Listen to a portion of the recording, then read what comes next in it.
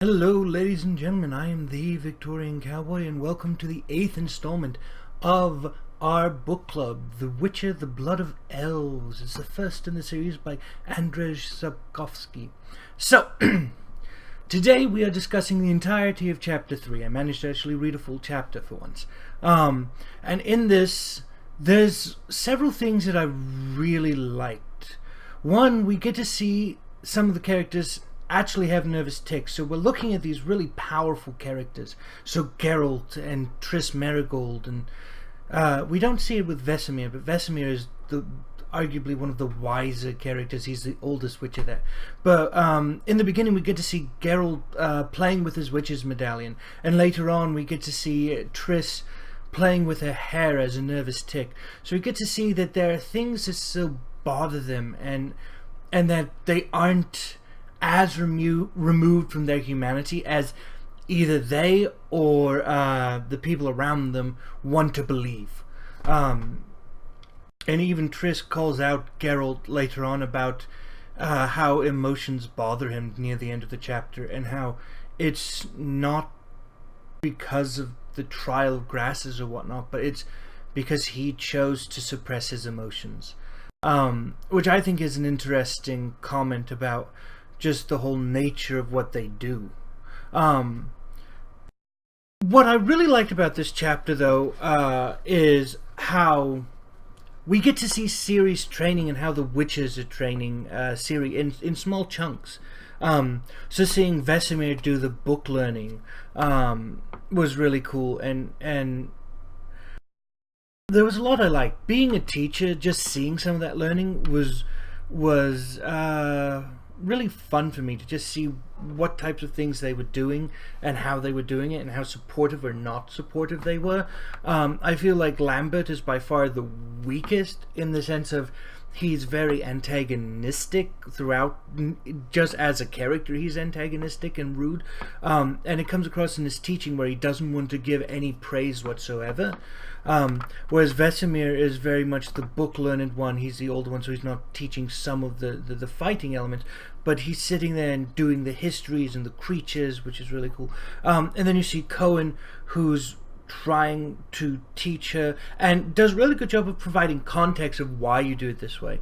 And then you have Geralt, who's also willing to provide the context for why you need to do it. So on the pendulums, why adding the third one, why it's important, and why, even though you aren't parrying the blows, because it's not about strength, it's about speed, it's actually about realizing what foe you're fighting and what you can do against them, and how a fight doesn't necessarily fall into a rhythm, and how it's arrhythmic, and how, like with Cohen talking about how fights aren't necessarily fair. Fights are about surviving.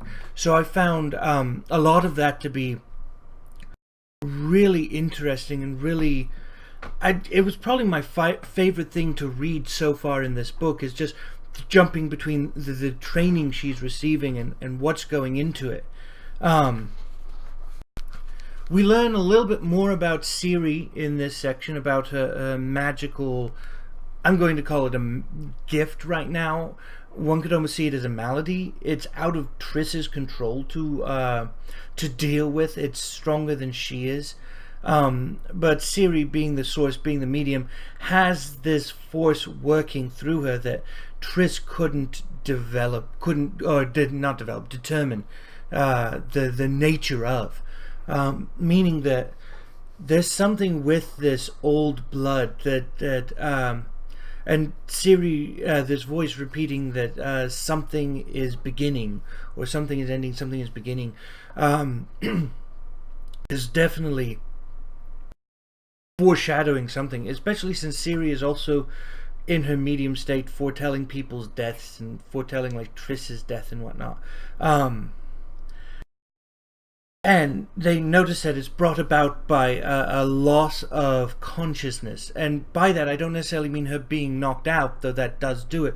But it's her losing her ability to necessarily control it and keep the walls up. So under the influence of White Gull, which is a mild hallucinogen, she experiences these trance-like states.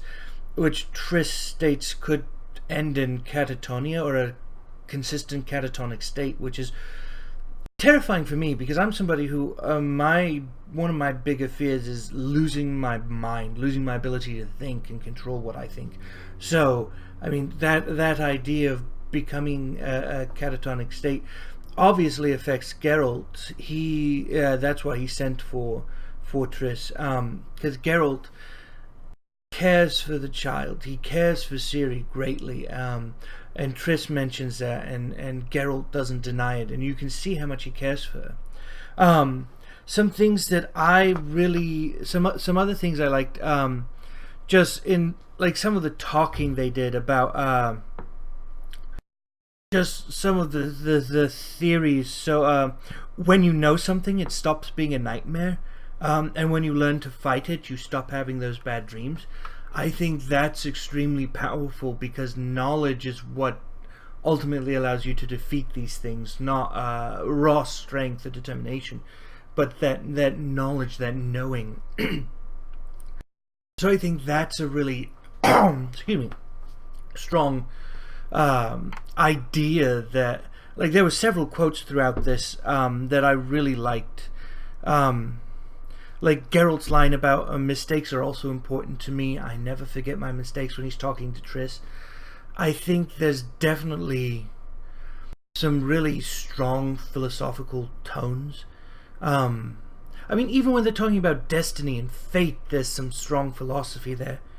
Though I think one of the most telling lines is towards the end of the chapter, when Geralt makes a comment to Ciri that you're learning to save lives, not take them.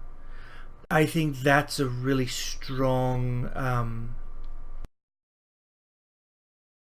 phrase, a strong idea, something that's really telling about the Witcher group. Even though they only work in exchange for money, they won't, like, they're not assassins. They only learn to fight so they can protect and save, rather than kill. The intent is not to kill, the intent is to protect. Which I think is something that a lot of people don't take into account when they learn how to fight and whatnot. When people have these grandiose ideas of what being able to fight allows you to do, when in reality, if you're fighting to save lives, you have the moral high ground. Not that it means much, but you are in turn doing what you think is right at the time, which I think is also an extremely powerful force to be behind somebody, is doing what they believe is right.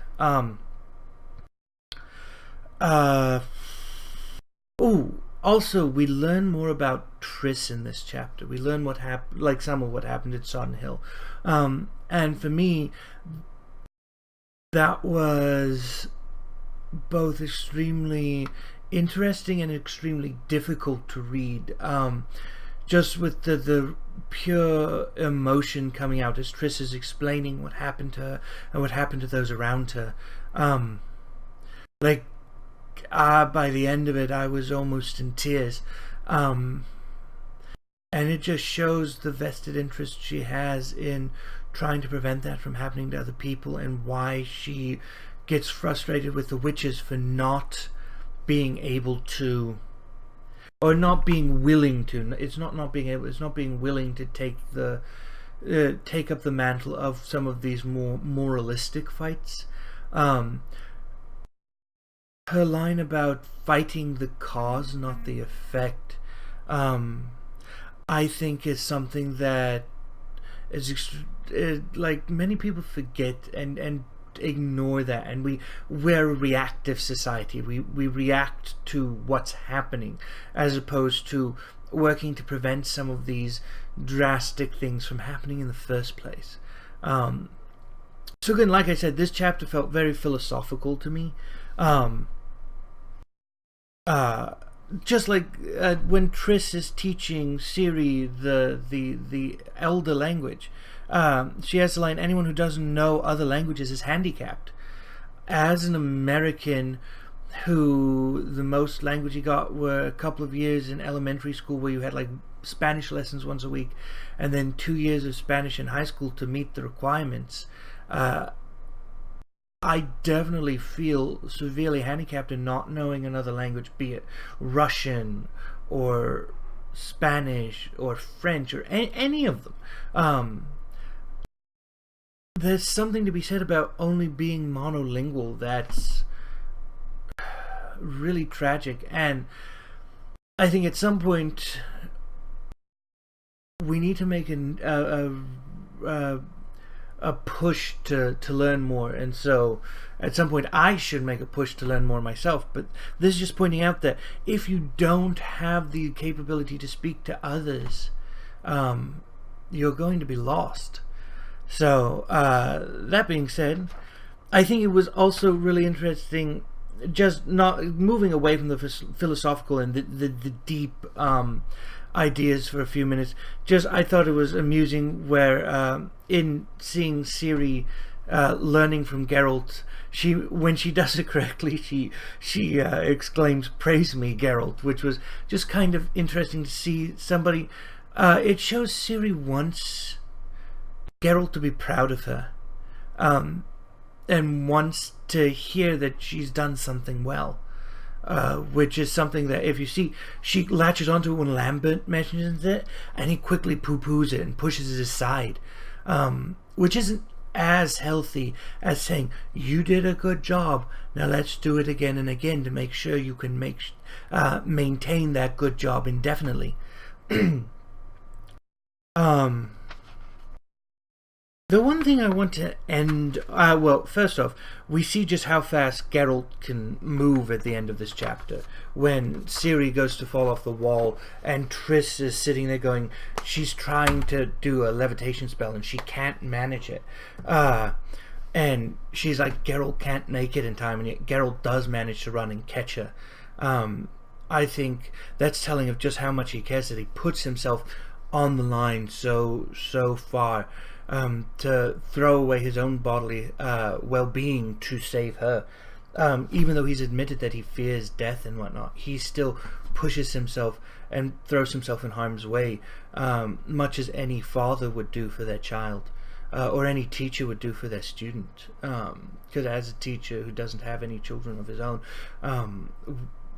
we're willing to go beyond to make sure those in our care are taken care of. My last point this time is there are several hints to the knight that haunts Ciri's dreams, the knight with the feathers on his helm, doing things to Ciri that aren't mentioned, but one can infer that they're really terrifying, harmful, torturous things, and just reading about it is unsettling, and so if what's implied is some sort of abuse, it's easy to understand why Ciri wants to go get revenge, because if she gets revenge on this knight, she's conquered that thing that has conquered her for so long. And it causes Geralt to exclaim at her about we learn this to save lives, not take them, because he's trying to get her to not feel the emotions that, especially as a teenager, she's going to feel, especially as a teenager who's been abused and suffers from some of these afflictions, these fears, this almost post-traumatic, these symptoms of PTSD, that he doesn't necessarily understand as fully. He berates her about it and recognizes he's done wrong. Even Vesemir calls him out on it about being too harsh, and he realizes it, but he got himself frustrated and caught up in his own emotions that he never learned how to appropriately deal with. That's why he pushes them down, is because he can't deal with the emotions. He doesn't want to deal with them. He never had somebody able to assign meaning and explain them to him. And so when Ciri is feeling this need for revenge and whatnot, Geralt wants to squelch that, because that will consume her if she's not careful, and force her to throw her life away in quest for it. At the same time, I can understand why she'd want that revenge. It gives her power if she can take on and overcome that knight. So, that being said, I'm curious to see what happens, because spring is now here and they're starting to head out back into the world. They'll be taking Ciri to Melittel's to the temple for education amongst other people. So I want to see how she copes after spending all summer with the witches. I want to see what Geralt is going to do. I want to see how Yennefer comes back into play and how Dandelion comes back into play, because I know they will be probably in the next chapter or two. So next time we'll be talking more about that. Thank you for joining us. Thank you for listening to me ramble on. I know occasionally I go on minor tangents. It all depends on what's in the notes in my notebook, what order I happen to read them in at the time. So I'm looking forward to more. I hope you're looking forward to more. Please come back next time. It should be next several days, hopefully, though I do start work again on Monday, so we'll see how it goes with when I can get the next chapter read and video made, but hopefully sooner rather than later. I want to keep up on every few days getting some more videos out. So again, thank you. Please comment with any thoughts you might have about this chapter, about what's going on, about your interpretations of things, if you're reading along with us, what you project might be happening if you've already read it.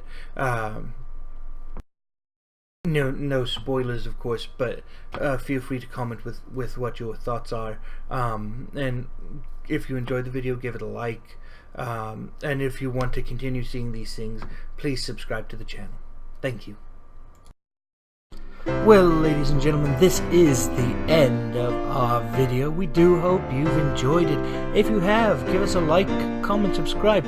Let us know what you thought, and as always, have a good one.